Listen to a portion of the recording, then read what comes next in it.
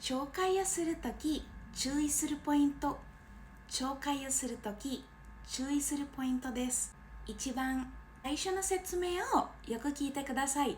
最初の説明をよく聞いてください。誰がどこで何について話していますか？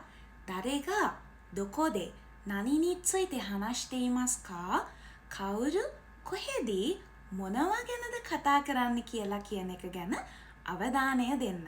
2番キーワードを聞き取る。キーワードを聞き取る。数字、時間、場所、人の名前について注意してください。කවුරු හරි කෙනෙක්ගේ නමක් කියනවා නම්, වෙලාවක් කියනවා නම්, ගණනක් කියනවා නම්, මුදලක් කියනවා නම් ඒ ගැන හොඳට අවධානය දෙන්න. 3番全部わかろうとしない。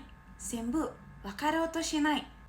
ඔක්කොම තේරෙන්න ඕනි නැහැ. ඔයාලා මුළු ඔක්කොම අහගෙන ඉන්නකොට කයිව එක ඔක්කොම තේරෙන්න ඕනි කියලා කියන එකක් නැහැ. ඔයාලට පොයින්ට්ස් වලින් අල්ලගන්න පුළුවන්. あと質問をよく聞いてください。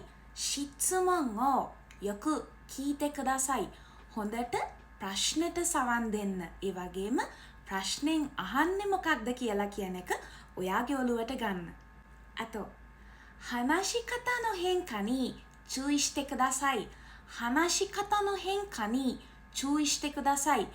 ඔයා කොහේදී හරි තැනකදී ඒක වෙනස් කරන තැන කයිවේකේදී ජා එහෙම නැත්නම් දෙමෝ එහෙම නැත්නම් ශිකෂි ඒ විදිහට එක එක වර්ඩ්ස් වලින් කතාව වෙන අතකට හරවනවා නම් ඒක ගැන සැලකිලිමත් වෙන්න. あとメモを簡単に取ってください。メモを簡単に取ってください。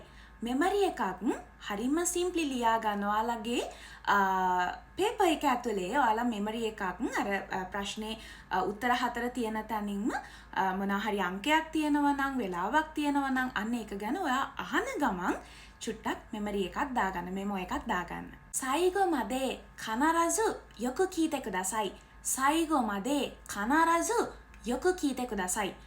අන්තිම වෙනකන්, අවසාන වෙනකන් හොඳට සවන් දෙන්න. මොකද මැදදී ප්‍රශ්නෙට උත්තරේ කියවුණා කියලා එහෙම ප්‍රශ්නෙට උත්තරේ ටික් කරන්න යන්න එපා.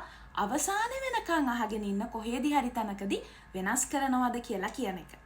あと普段から耳を鳴らす。普段から耳を鳴らす. ඔයාලා හොඳට හැමදාම මොකක්ද කරන්න ඕනි? අද ඉඳන් හරි හෙට ඉඳන් හරි දවසට එක ගානේ එහෙම නැත්නම් දවසට චුට්ට චුට්ට අරගෙන YouTube